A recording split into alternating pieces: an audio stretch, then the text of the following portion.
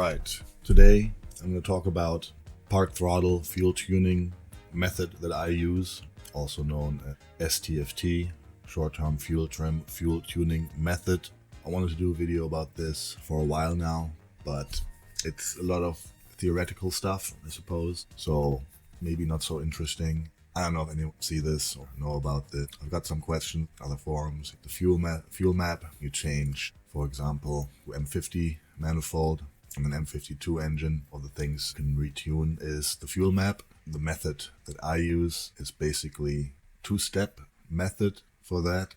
First of all, tuning the base fuel map via the short-term fuel trim tuning method, which doesn't require a wideband lambda sensor.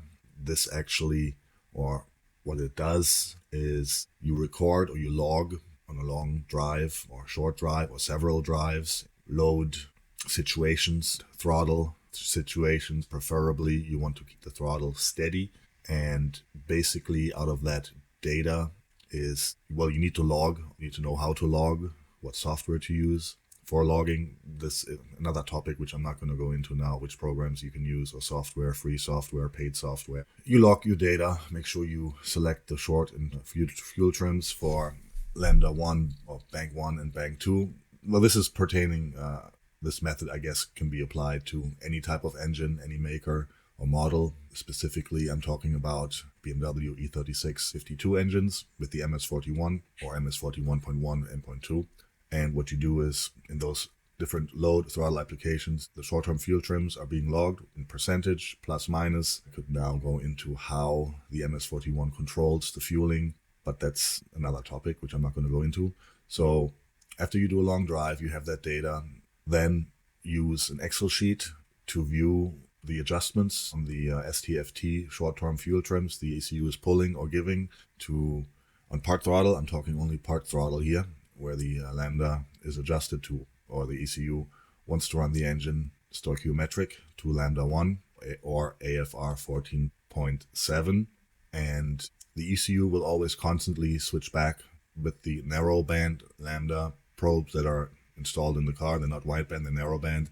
They basically jump from rich to lean, back and forth, adjusting with the voltage, pulling fuel or giving fuel in percentage. So this gives you an indication of how off your fuel map is by the adjustments the narrowband lambdas are doing, plus minus percentage. And you want to, or the goal is to get these adjustments almost to zero. Your fuel map is very close to stoichiometric lambda 1 or AFR 14.7. I think I'll have to open a fuel map for an example. Hundreds of maps. I'm using Romraider, of course, well known freeware. I suppose there's other programs you use to adjust ECU maps, like Tuner Pro, but that's again another topic. I'm not going to go into the tools I'm using because it's just involved. So basically you have your fuel map here. This is the base fuel map for my car, ETI. You have the load axis, the injector pulse width. Okay, so this is your base where you have to work on, pull fuel or give fuel, add pulse width out, depending it's showing rich. So first of all, you need to log. After you log your data, I do, and this is what I'm doing, or let's go back to the method itself, just briefly. When I got my car and started tuning it, I was searching online, and of course, Romraider Forum, preferred first source of information about tuning MS41. The long thread here about fuel tuning method in the MS41 tuning forum, fuel map tuning method, which was started by very well-known members of the community, tuning community. And I read through this, it's a lot of posts, but the general idea, what I took from it, is basically adjust via the STFT method to build your fuel or adjust your fuel map. I suggest reading through this. There's different ways, variants on doing this, basically via Excel sheet and then plus minus. You need, of course, a tool to view the logs. You can do it by Excel, but what I'm doing is I'm using Megalog Viewer HD, which is this program. It's not free, you have to pay for it, but it's not so expensive. There's a free version. Unfortunately, the free version is very limited in the data it will show, so it's worthwhile upgrading to the HD paid version. And here you can open your logs and do all kinds of in a second. So this is what I'm doing for analyzing the logs. Now for logging, I'm using at the moment my phone with ALDL Droid, which can log the data nicely, display like a cockpit also on your phone. And this has been proven very convenient to me because you upload the logs from the phone, share them from your phone via email immediately or drop them to Dropbox or Drive or whatever. So that's been proven very convenient. And okay, I could go into now which tools are there for logging, which I'm not. What I do, coming back to what I do to tune the fuel map, is collect several logs, preferably on long drives, and then I put them in one folder. Now these, just as an example, this morning I did 2 runs or 2 drives. You could do each one by one, but I would like to combine this. This is the first thing, or I looked into how to combine CSV logs, so to make one file which you open in Megalog Viewer HD. And what I do is just combine those 2 CSV files. There's a function in Windows or the command console, which is you copy this folder where I put the files and copy as path. Then you go to the command, go to that file. Now we're in, and now I got my little combined CSV copy. So this one will copy and it will combine those 2 CSV files into, so now you have one file. Now here, the combined file is here. You can open it directly with Megalog Viewer HD or just from Megalog Viewer HD. Let's open it from the program. So you go to compilation, combine CSV files, boom, it opens the log. Of course, how to set up Megalog Viewer HD. What you want to show, you have to customize this. This is my setup, what I like to analyze when I'm looking at a log in different categories: load, coolant temp, intake, then generally the fuel or lambda values, long-term fuel trim and short-term fuel trim are down here. Other ones are on top, different things, how fast was I going, okay, here some knock, or even the highest MAF value you had, whatever you want. Short-term fuel trims jumping up and down. So very nice to see. But of course here it's only limited in, let's say, analysis. You spot, or you can look at what at a certain time was the value. Play this is along how the values change here: short-term fuel trim, emission value, load, throttle position, all those things. But what you want to need, or what you need, is a histogram of basically replicating this table here. This is the basis, X and Y axis, and show inside here the deviations of the lambda, sensor 1 and 2, bank 1 and 2 in percentage. So then you can go back and pull percentage-wise fuel from each cell, what the ECU, the probes are telling the ECU to stoichiometric. We're talking only part throttle here, not wide open throttle. Base first, get the part throttle or the main fuel map done first before you switch to wide open throttle fuel enrichment. Okay, so we need to copy these values or make our little histogram with these values so it coincides the cells in fuel map. There's a function here, histogram table generator, you can set up, and there basically configure your axis according to the map that you have. Okay, this is wrong. Anyway, this is basically the copy of the main fuel map. The z-axis is your fuel trim in percentage. Now I put the T bank 1, and you can see here nicely the hits on this table. The greener it is, or the more dark green is, the more data you have here. You can go on here, you see you have hit count, hit weighting, and you can adjust also how the hits shall be weighted if you want to rule out some hits which were not hitting the cell nicely and filter out, let's say, the cells where you don't get many hits. There's 2 hits here. So we're logging here, or the data shown here is, you can see low load to high load RPM. So this is basically the deceleration area here, low load, when you get off the throttle kind of. Here 120, and this is idle of course. Here it's the, let's say, cruising, city, town, cruising area to 3,000 RPM, going like 100 or 80 kilometers per hour. This is basically where you'll spend a lot of time of your driving in this area. Then you have the highway area, I would say, with more load and high RPMs, which is here if you drive higher speeds on the Autobahn highway. Going above 120, you'll be around this area here. And then you have the high RPM, high load area here. This is when you give it some beans to accelerate or actually drive quite quickly on the highway. It'll spend most of its time here.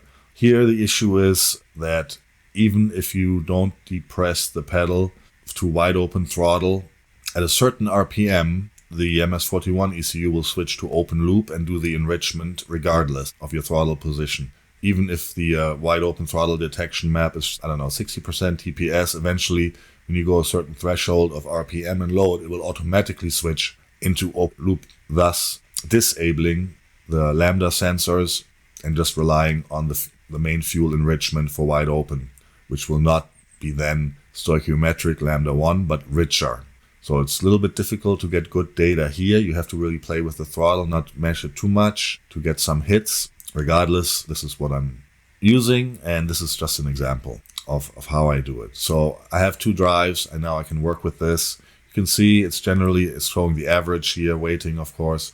Now, okay, this is without any filters. That's another thing, of course. You can build your own data filters here. Let's say I want to rule 0 basically out. So I'm only going to show the STFTs not equal to 0, plus minus, because this is also ruling out wide open throttle if it goes to lambda. It will filter out when they're disabled. So you only have the data for when they're actually working. Then you can rule out some transient conditions. You can make a map like ruling out fast throttle increase where other maps come into play, like fuel enrichment and so forth, or deceleration, only keeping it like at a steady RPM, and also throttle position. I had built a filter here with some information from a tuning forum. This is another how to set this up. I'm not going to go into it now. So I have like some filter now here, base filtering out some data, which is, you want, you want steady condition to adjust this. So this will filter out some erroneous data. So we can see here, this is bank 1 with the values pulling. I mean, it's not too bad actually. It's okay. Here it's a little bit, you can see here going rich, adjusting to enrich. It means the map is a little bit too lean here. Here it's a little bit too rich. It's pulling fuel. And you can also switch to the other bank, which will be a little bit different. That's the other tricky part. The 2 banks or the 2 samples will never be the same. And you only have in the MS41 one fuel map. So you have to satisfy kind of both maps or both banks with one map.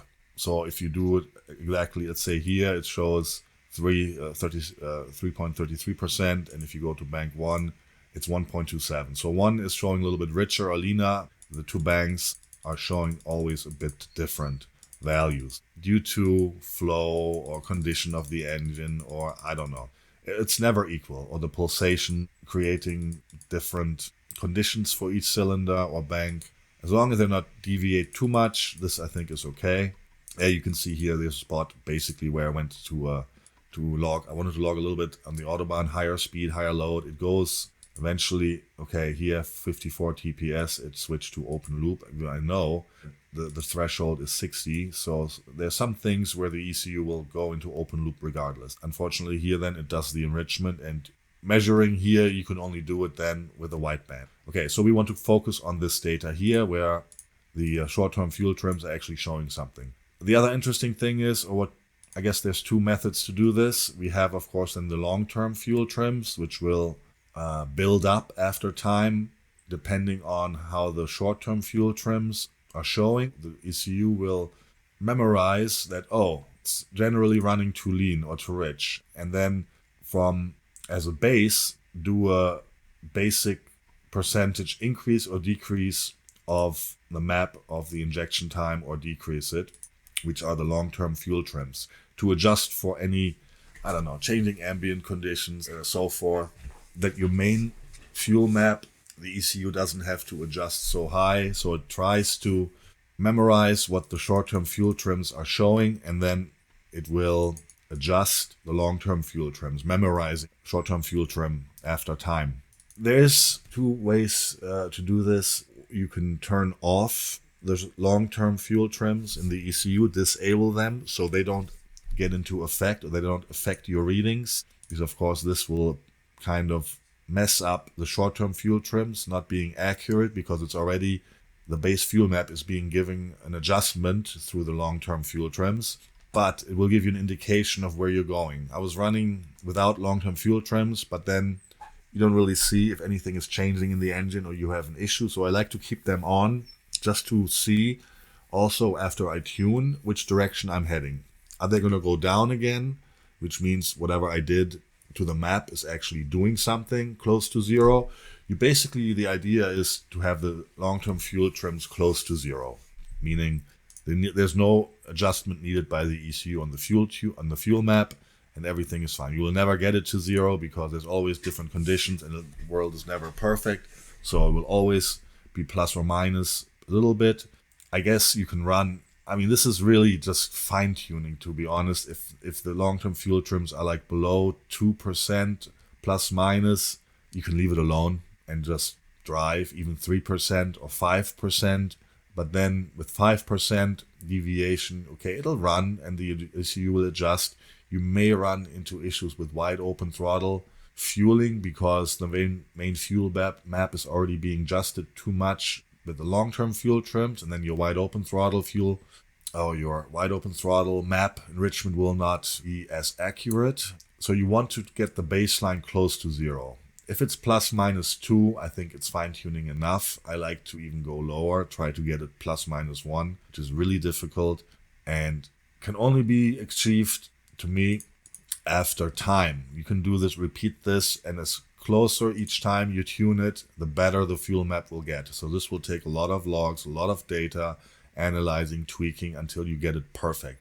Well, you'll never get it perfect, but close to being perfect, I would say, for what MS41 can do. Coming back to this, what are we doing? So I leave the long-term fuel trims on as an indicator, keeping in mind that, okay, this is already in here. I have some filters, and now, okay, you have this table. You can see here, the ECU is pulling 1% here or there. And what I used to do is do it cell by cell, go into each cell and adjust accordingly. Here, you can adjust the Romraider by 0.1 or 0.01 by percentage. Then you can look what you have adjusted, cell by cell, adjust percentage-wise, and this took forever. Now, I don't remember where, but I found a nice Excel sheet that will basically do this kind of calculation, main fuel map for you. I wish I could find it again here, who posted it, but I can't, so it's not mine. I mean, this whole method I didn't come up with. I was just researching, finding it, what other people have done, basically giving the credit all to them. They've done it before, and I'm just showing what I'm doing. Okay, if you want to know more, read the fuel map tuning methods in Romraider by all the well-known experts that are here, how to do it. You can do it differently. You can take some information from here how to do it, but it will explain very good the general idea or idea behind it. I don't know if it's this one, this guy, A32 guy. I don't know. I have, like I said, now another method, so just for shits and giggles. And also the other issue is what I was saying before. If you only take, let's say you want to, minus 1.5%, load 120, RPM 1200, 120, 1200 would be this cell here. Now you can go change it to 0.1 and say, I want to adjust it. So what I do also is compare, go to display percent difference and go to show changes. So now it will change or show what you have changed percentage-wise. So minus 1.5%. You can now go negative, minus. Okay, like this, cell by cell, which is really time-consuming. But then again, you run into the issue is you have two short-term fuel trim, bank 1 and bank 2. So bank 2 is less. The value from bank 1, if you just take the whole thing, it will be too much for the other one. What I do is I take an average of the two banks and make an average out of it, an average adjustment, basically adding it and dividing by 2 to get it in between both banks. It will never be the same, but it'll get you close. Like I said, those two banks will show different readings. So now this is method you could do. Each cell, you can calculate in your head what's the average here. I don't know, minus 1.5 on bank 1, 0.86. So I don't know what we have, minus 1.2, I suppose, something like this. So you go here. Okay, and then repeat this for each cell. Of course, again, you have to take into account anything with less than green or lots of hits will be a little bit inaccurate because the hit count is not as good, but you have to redo this anyway, over and over again. This, of course, some of this stuff here, I'm not going to use like 1 or 2 hits, pretty much disregarded. Okay, I said you can work with the filters here or the hit and then rule out any things that are not, let's say, don't have not enough data information or hits. I just like to leave it open, just have my own filters and then kind of manually, if I see this is not really plausible or some things which are jumping too high than the other cell, I will kind of tweak it. You have these 2 maps and now what to do. You can do it by hand, I showed, but no, you want to do it quicker. You have to repeat this step anyway, many times, until you get it good to where you think live with it, with the long-term fuel trims being in check. Plus minus 2, I guess, would be okay. Okay, this is like taking too long. I'm repeating myself way too many times. Okay, so let's jump to what I'm actually going to show you about how to do it now with the tool I'm using. Let's start this. So I have a table here, which I'm just using, copy the values into sheets, 2 maps. No, not the 2 maps. The 2 histograms. So let's copy the first one from bank 2, copy, and then put it here inside this table. That's one bank. Go to the other one. This one, copy.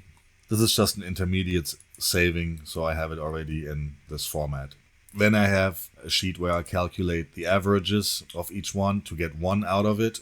So we need to copy what we did here, what we added here, over.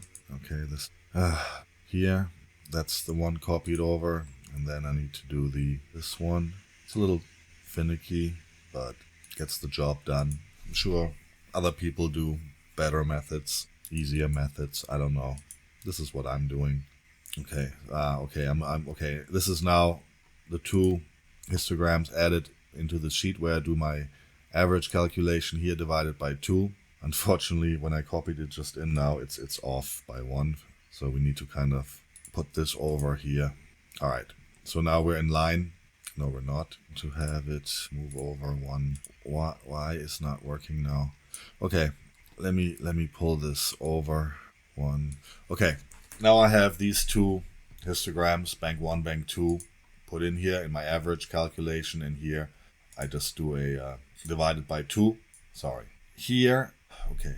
Here now I have the 2 histograms, bank 1, bank 2, added together, divided by 2. So this is my average deviation sheet divided by 2. I copy this one so that I can still manually modify it a little bit, copy it to the next one, only enter values, and here then I can play with it a little bit. So this is the average divided by 2 deviations. And now what I can do, or what I do, is to fill the other cells. I kind of just take a long shot and copy what I think is plausible over, because I don't have hits in those cells. I kind of just carry it over where I think it makes sense. Now this is just an example. The better way, of course, is to get more data, is to do really long log, really long, add all those things so you get all hits in different areas. Try to get hits in this area on the top right. Start from low RPM, push the throttle so you get the low RPM high load values. Here you need to keep the RPMs very high in second or third gear, or down here at high cruising speeds to fill this area. This is not an optimal, the data is not enough, I would say, to finalize your tune. You have to do a lot more logging to fill out all these voids. But just to show the method, this is what this is about. All right, here I'm just gonna carry over something like this. I don't know, just whatever feels plausible, I suppose, to the next cell, just to have something now in here. That's all. Okay, and then I don't know. And these other ones will just leave 0 because you'll never get to these values. So now you have your average, kind of build your own deviation sheet, and you want to compare to the main fuel map. So this is percentage deviation, plus minus percent. And unfortunately, I don't like these minus. This is like too much. I'm just gonna kind of carry it down a little bit less. That doesn't pull so much. This is just testing, just to show what I'm doing. So it's not like, so whatever. I know that the data here was pretty good, here not so good. So, but now we have a sheet and we want to adjust this fuel map. Unfortunately, you just can't copy this over because this is in pulse width. Let me also undo all changes here. Let me go back, off. You can't just copy it over. This is injector pulse width, and this is of course deviation. So what to do now? You need to do a calculation from this, which will build your new fuel map. Like I said, I found this other tool, fuel trim, partial part throttle calculation sheet someone did on the forum there. I think it was from this user, a 32 guy. Thanks to him, I'm using this, or all the credit to this guy. This is the sheets he did. I'm using the fuel trim part throttle. This works good. And what he did was, this is a table, XY axis, and what the reported fuel trims are. This is basically the table you have to fill with your deviation, the average now that you have, which is this one. Stay in the middle, please. Here you have to copy the original fuel map inside, and here it just does what kind of multiplication, plus, minus it does. Percent change it will show to the original fuel map, and then it will do plus minus and give you a new fuel table, pulling those values plus minus. And so this one then, in the end, you can copy and paste it to your fuel map, and you're done. So let me do this real quick. Here's the reported fuel trims. We need to select all of this, copy, put. So now it took that over. Now we need to copy the original fuel map, which is this one. Let's do a copy table and put it here, just as a buffer again, because I'm only interested in the actual values and not the axis. So I copy this over, and then to his table 3D where he actually does the adjustment from, or calculation. So now this is the original one, the fuel map. These are the reported deviations on the short-term fuel trims as an average from both banks, and here it will show the adjustments it did, plus minus. Blue is adding, red is basically pulling fuel, and this is the showing it then the deviations to the fuel map, also in percentage what changed to the new fuel map. Now you can of course play with this manually, but okay, I'm just showing the process here. This will create a new table with those deviations considered on the fuel map, and you will need to copy this over, copy, and then boom, put the cursor and then paste, boom. Now you have your new tuned fuel map. You can show the changes again. It's basically the same thing, but you don't have to go through each cell, and it does it for you. Actually a very quick process. Once you got it down, you gather your data, you put it in Megalog Viewer HD.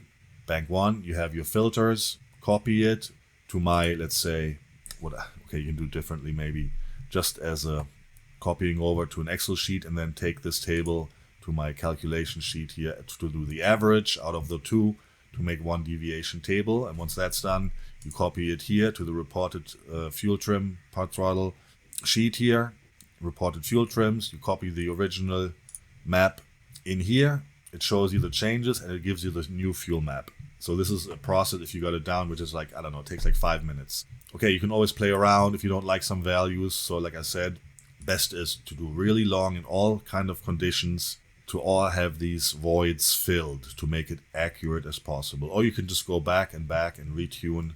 The more tuning you do, the more accurate it will get. So this is a lot of, you can just drive along and log. Eventually you will get it pretty good. This is the method I'm using. It works very well. Okay, now I'm showing my damn program I'm using for cutting videos. Great. Okay, and that's it.